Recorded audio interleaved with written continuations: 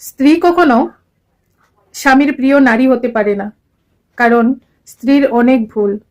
বেশিরভাগ লোককেই যদি প্রশ্ন করা হয় তোমার জীবনের সবচেয়ে প্রিয় নারী কে, স্বাভাবিকভাবেই অনেকেই বলবেন মা, কেউ বা বলবে বোন, কেউ বলবে মেয়ে, আবার অনেকেই বলবেন দিদা, ঠাকুমা, কারণ তারা তাকে ছোটবেলা থেকে কুলে পিঠে করে মানুষ করেছে। এমন অনেকগুলো সম্পর্কর কথাই উঠে আসে, কিন্তু খুব অবাক লাগে যে একজন মানুষও নেই যে উত্তর দেবে তার বউ তার সবচেয়ে প্রিয় নারী।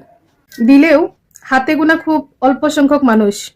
আসলে বাঙালি পুরুষদের সমস্যা হলো বউকে ভালোবাসি বললে মান সম্মান কমে যাবে, লোকে তাকে বউ পাগল বলবে, বউয়ের কাছে ছোট হয়ে যাবে, অথবা অন্য পুরুষদের সামনে মান সম্মান কমে যাবে।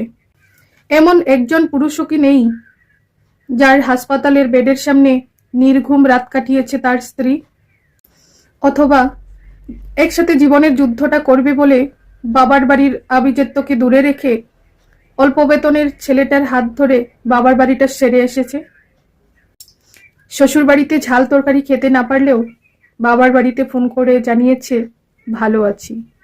নাকি নিজের বিছানা, মায়ের হাতের রান্না, জন্মের পরের সেই বাড়িটা, সবকিছু ফেলে আসা অতটা সহজ, যার কারণে বউ কখনোই কারুর প্রিয় নারী হতে পারে না, হওয়ার যোগ্যতা রাখে না।